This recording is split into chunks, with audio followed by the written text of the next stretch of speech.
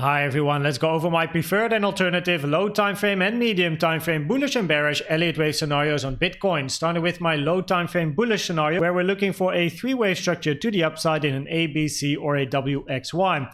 I do want to say that on some exchanges this low has been taken, which means it invalidates the scenario of a 5-3-5 wave structure. Now of course on the Coinbase chart, which is the one that I have, this would still be valid as this low is not taken, but as it is taken on other exchanges, I don't like it, and I would prefer to see this as a three-wave move, followed then by another three-wave move, and then potentially a five-wave move to the upside or another three-wave move to the upside. Doesn't really matter for the target area for wave C, because for a wave C or a wave Y and then potentially a WXY, the most common target area is quite similar between the 1 and the 1.236, which is between 27.4k and 28k.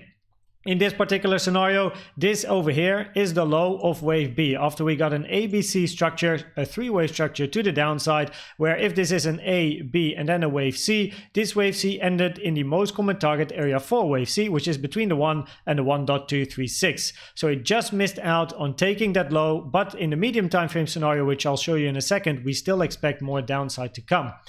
If we then go to the low time frame bearish scenario, we do expect price to take this low before moving to the upside. So we then have a three-wave structure in an A, then we are looking for a WX potentially in or gonna be higher at this blue target box, with the blue target box being between 26.4k and 26.5k, after which we then expect a move to the downside in a wave Y. So we're expecting a 3-wave structure and then a wave B, because this is an expanding flat and then a three-wave, five-wave move to the upside.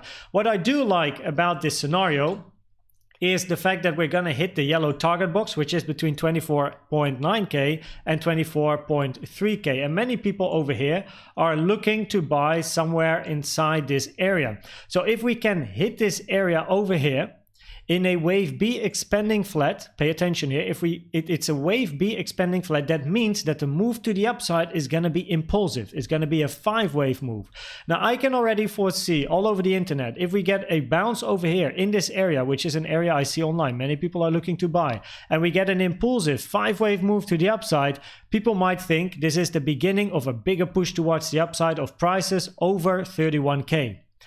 But it is then potentially a C of an expanding flat, creating a 3, and then a five-wave move where people are going to be buying, expecting more upside. But then instead, as this is a wave C, price is then going to move to the downside instead, past this target area, stopping everyone out that is buying over here, expecting higher prices, and move down to lower prices, maybe the blue target box that we have over here, which is between, let me click here, 22.6k and 21.9k. So that can be very, very interesting. And yeah, this might be a bit of an alternative, not like, because like we do have some bullish divergences over here where the target is this high.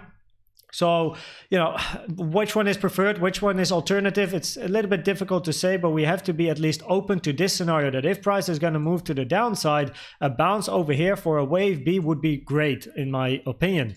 If we then look at the medium time frame bullish scenario, I want to highlight this. I did highlight it in my high time frame and medium time or high time frame macro video, but in this scenario, the lows have been taken in some cases, in some exchanges, which for me invalidates this very bullish scenario. Gotta say, like even on the Coinbase chart, this low hasn't been taken. On some exchanges, the low has been taken before it moved to the upside, which kind of invalidates for me this scenario. So therefore, this very bullish scenario where we now expect higher prices to come, it doesn't feel good because this low has been taken. So instead, my preferred scenario on the medium time frame is still continuing to the downside, and then a WX and then a three-wave Y to the downside, where wave A is already finished. We're currently working on a wave B for then eventually a wave C to the downside, where then those target areas are interesting, right? We have the yellow one and the blue one.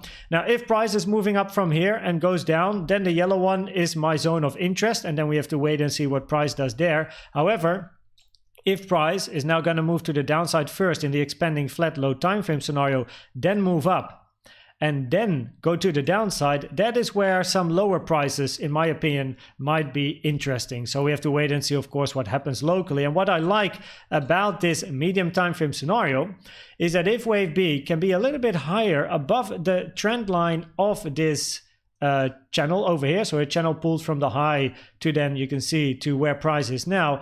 What I think would be quite nice is that if price is going to move above this channel, then people are also going to be like, yo, we moved above the trend line, the channel. So you have the breakout traders that are then going to do something like this and they expect higher prices. But instead, it's then the high of a wave B, because we still have some interesting resistance here as well, the target boxes even all the way up here, for then eventually a return to the downside for then a wave C or a wave Y, but preferably a wave C, and then a wave A being a 5-3, and then a 5-wave move to the downside. So this trend line channel over here can play a very important role in this particular count. If we then also zoom in again to the 1 hour, I want to show you this volume profile that I actually got, where the low of the value area has been very nicely respected. So this is a volume profile, point of control in the middle, value area low, value area high. And you can see we made a bit of a like an excursion to the downside, moved to the upper side of the range once we got in, bounced at the value area high, moved to the downside again. We moved outside the value area. Then we started to range on top of the value area low, but over here, you can see we got like the value area low has been quite nicely respected for at least this move to the upside. But preferably if one trades ranges, preferably, in my opinion, you want to see this high being taken, like something like this, market structure change, potentially an entry, depending on your plan and your strategy, of course. That's up to you, because of course we still have the scenario where price can do something like this in the expanded flat scenario, right? So interesting, the point of control at 27.1k, the value area higher at 27.4k, that if price is going to move to the upside, potentially taking this high, this is usually a take profit 1, and then also the value area high is in confluence with the double top that we have up here. And if we then go to the divergences, because honestly, like the low time frame preferred or alternative scenario, it is, as mentioned, quite difficult to say, but the divergences might give us a little bit of a hint, let's say. So we do have bullish CVD divergences from the low over here to the higher low that price created and lower low on the CVD. And if I show you this live and we go to the 15-minute over here, so I have to zoom out a little, you will see a higher low on price, but on the yellow line, lower lows consistently being made, right? Higher low on price, lower low on the CVD. That is a bullish divergence on the yellow line and not on the blue line. So the buy bid line, bullish divergences, where then the target is this high over here. Now, it is a second divergence, however, and this is something I explained to the people in the updates group as well, where over here, we have already bullish divergences on yellow. So we have a higher low on price, but as you can see already here, a lower low on the yellow CVD. Higher low price, lower low yellow CVD. So this was a first divergence, and preferably the first divergences are the best ones, the like most trustworthy ones, the best tradable ones, let's say like that, right? Then price moved up, so it played out as price took this high, moved down again, and that is when you get this second divergence, where again you create a higher low with still the yellow CVD having a lower low. So this is then a second divergence, but it is more risky from a statistical point of view. So the first divergences are for me often preferred. The second ones, yeah, those are a bit more risky and might not always play out. But nonetheless, we do have this bullish CVD. But price moving to the upside also now created bearish CVD over here on both the blue and the yellow line at the moment. So a lower high on price, higher high on the CVD and yellow, but also, as you can see over here, a higher high on the blue CVD. So lower high price, higher highs on the CVD, a bearish divergence, which is a new one. It's a fresh one. It's, let's say, first divergence, where then the target is the low over here. So it's a little bit mixed, but this bullish CVD is a second CVD divergence with this low, because the first one was over here, but that one already played out. Price came back, creating the second CVD. Okay, we know from statistics and experience, might have a bit of a lower likelihood to play out, but it can still play out, of course, especially if bullish divergences are going to keep building when price is moving to the upside. And we now have a fresh bearish CVD divergence.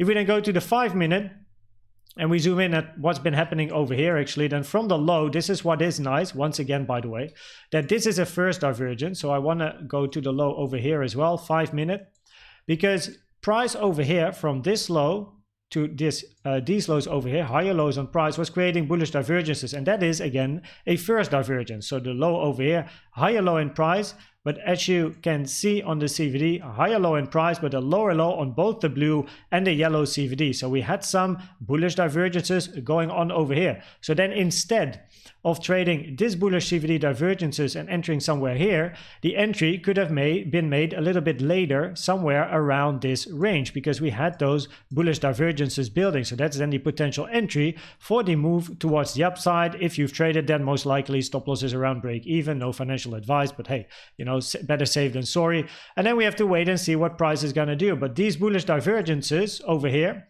do support the bigger bullish divergences. So yeah, it is a mix. It is not easy to read the current CVD divergences.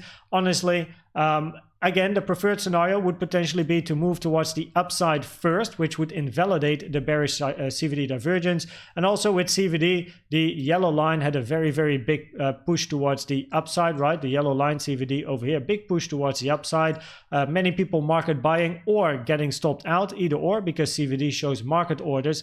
So we have to wait and see what happens, of course, on the lower time frames. We have been ranging here now for a while. So the longer we range over here, the more bearish it is. So we have to wait and see how that's going to, of course, then plan out. So I hope this video was helpful or valuable to you. Please check out the most recent educational video I've made about the best trading indicator you can use, in my opinion, which is the CVD. And for now, thanks for watching and subscribing, and I'll see you at the next one. Bye-bye.